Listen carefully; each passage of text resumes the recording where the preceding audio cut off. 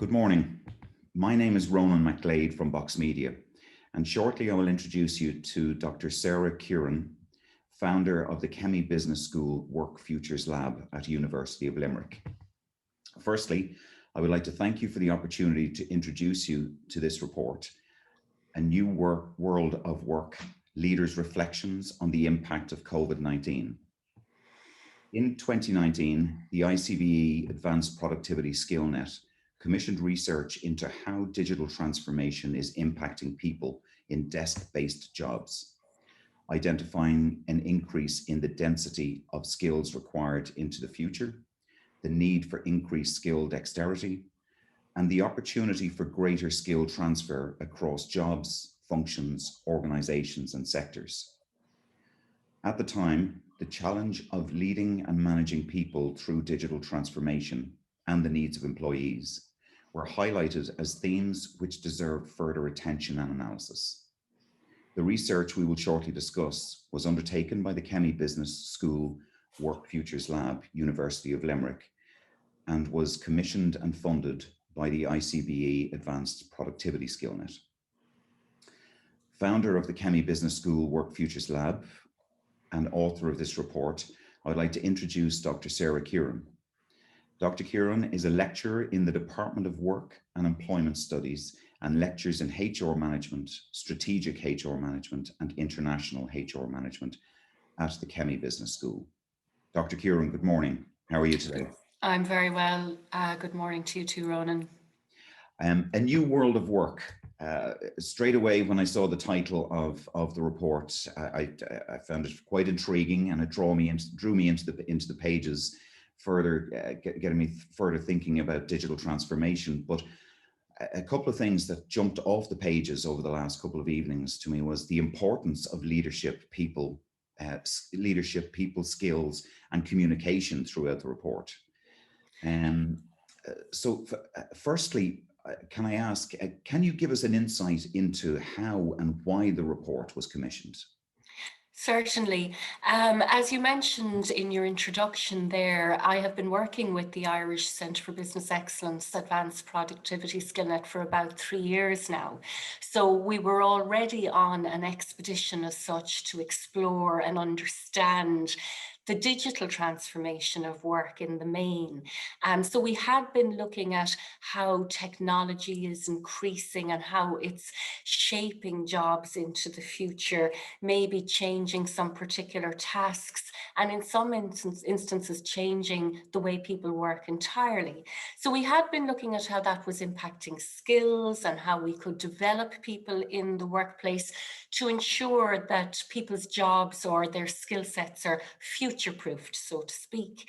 And it was really while we were about to embark on a second stage of this research, looking specifically at how graduates experience work in this new digitally transformed environment, that the pandemic hit us last March.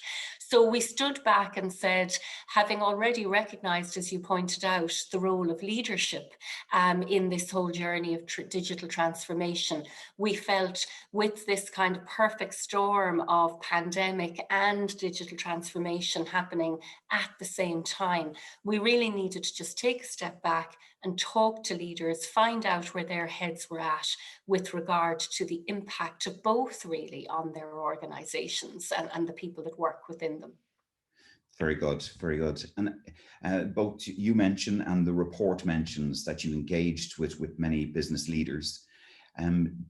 Did you focus on particular industry sectors, or was the research more broad? And so can you share with us who it was that you would have? Yes, well, I can't share with you who specifically it was, because this kind of research generally we anonymize the findings, but we did make an effort to look across all business sectors. So we looked in ICT, in pharmachem, in financial services, in medical devices.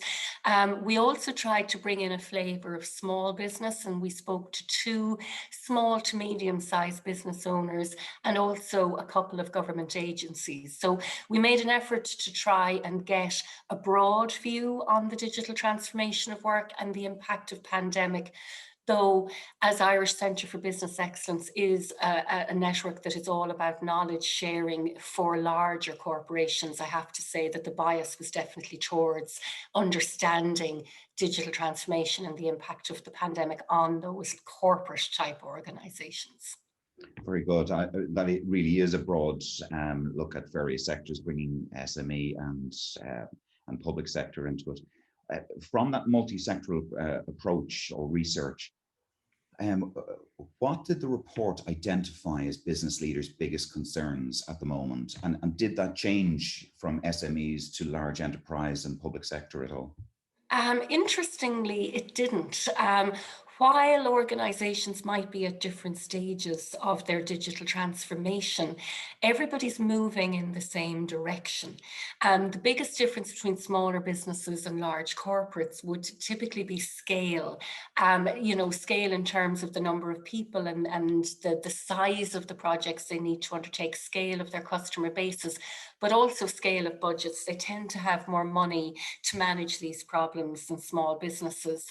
But really, the report wasn't looking for the differences as such. It was really looking for the common themes of both digital transformation and the pandemic, because the one thing we're all quite clear about is that while the pandemic certainly gave us an environmental jolt with everybody having to work from home and some operations having to work very hard to ensure safe environments for their employees while they continued with manufacturing, what was very evident is that the pandemic pushed us forward in the digital transformation journey. And many people who were lucky enough to keep their jobs because they were able to work from home would be able to speak firsthand about that experience of how technology was leveraged to pivot people, as the word that's commonly used, into their homes, to work from their homes overnight. And here we all are a year later, many of us still in the same situation. That's very interesting. You mentioned there that a number of the sectors or the different organizations are moving the same direction. Did the report, or does the report and the research tell us that they are moving in the right direction? I believe they are. And why I would say that is because there is an acknowledgement that a lot of hard questions need to be asked. And there is an acknowledgement that we don't have all the answers yet. And I think that is the right direction to be moving in. I would be more concerned if organizations were rushing at the problem.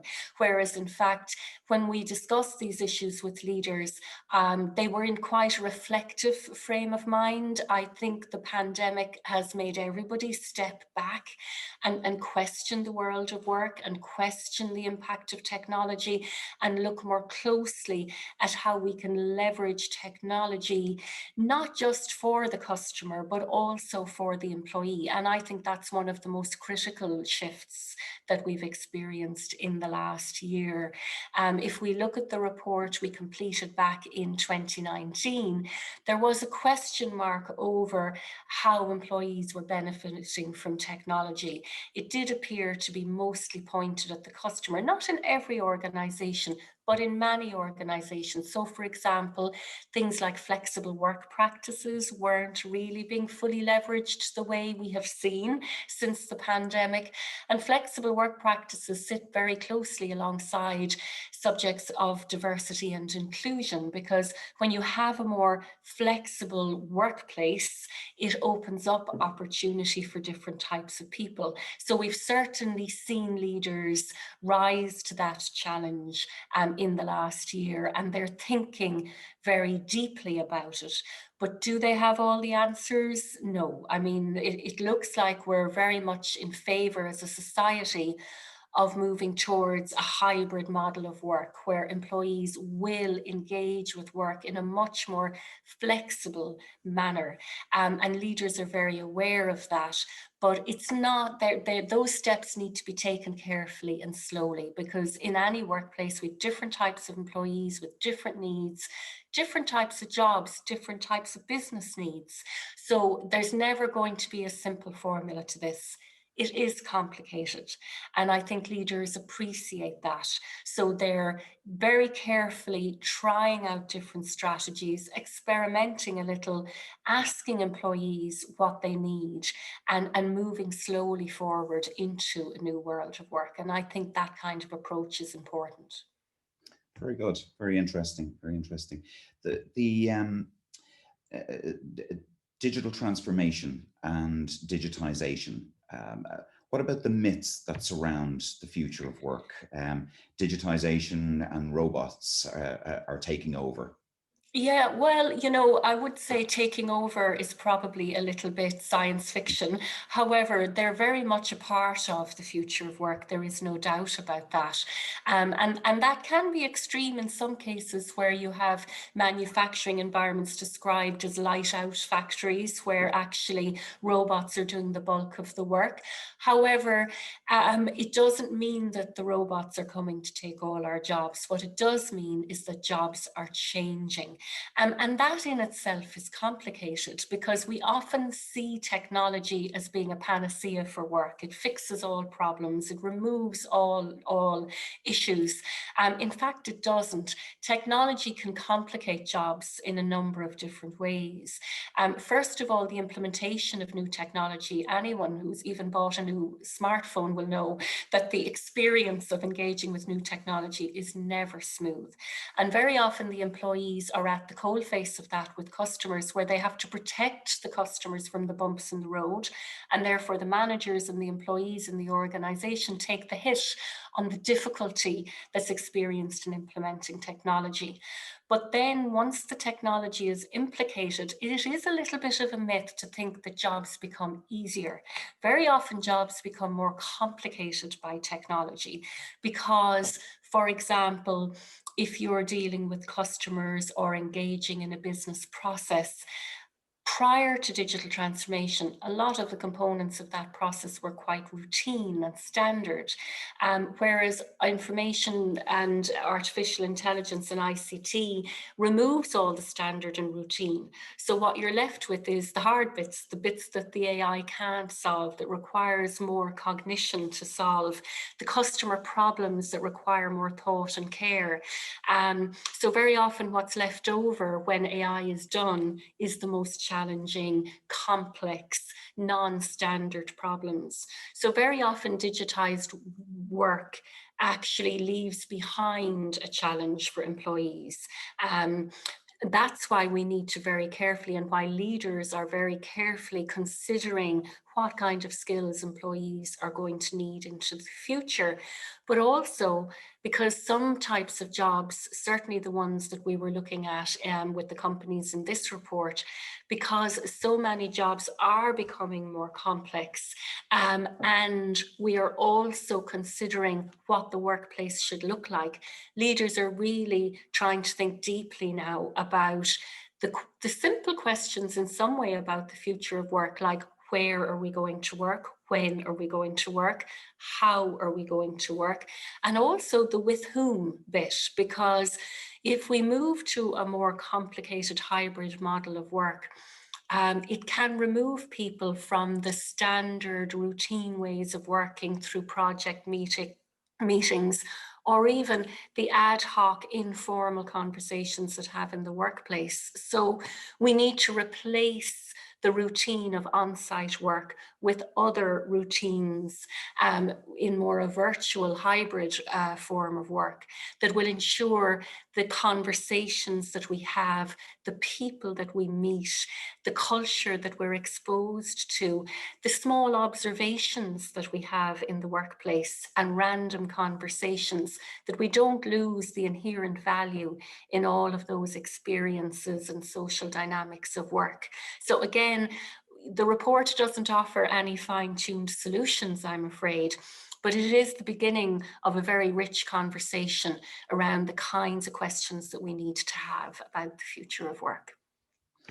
Brilliant, brilliant. You used the phrase there a couple of times, in the future, for obvious reasons. And I hope you don't mind me using this term, but digital transformation is a constantly moving goalpost as Yes. technology advances, etc. And I would assume your research will advance along with that. So where next for your research? Well, there is a saying in academia that a good piece of research raises more questions than provides answers. So we very much find ourselves at that point now where in having these really rich conversations with leaders, we found them certainly very reflective about what the world of work needs to look like, but with many, many questions around, what will the hybrid model of work look like?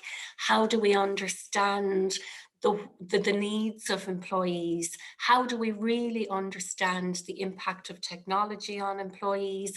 And also, how do we understand how society has changed in the last year in terms of the kind of working relationships people want to have and the sense of purpose they want to have about their work? So we've actually made a decision to launch a much more comprehensive piece of research, which is actually a survey, and it's looking at all employees working in Ireland in all different types of sectors, in all different shapes and sizes of companies. And rather than talking to the leaders this time, we want to talk to people who are working in Ireland today, or were working in Ireland today if they were unfortunate enough to lose their jobs. They're not excluded either. And we're bringing this research alongside ICBE and, excuse me, the Chemie Business School Work Futures Lab. You will find the survey on the ICBE website. If you Google Chemie Business School Work Futures Lab, you'll find the survey there on the main page. Or indeed, if you look up myself, Sarah Kieran, on LinkedIn, or at Sarah Kieran PhD on Twitter, I have been posting about it in the last week. It's very important now that people working in Ireland get an opportunity to share what it's been like to work in the last year, so that it'll inform these big questions about where we work, when we work, how we work, and with whom we need to work in the coming years.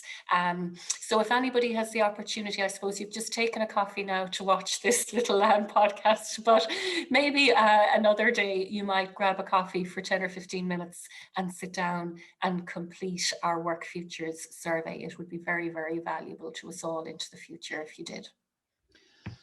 Dr. Kieran, thank you very much for that insight into the report. And as Dr. Kieran said, the survey, we would encourage you to take part in the survey. The more information that Dr. Kieran has available to her, the stronger her research will be. So we'd encourage you to do so.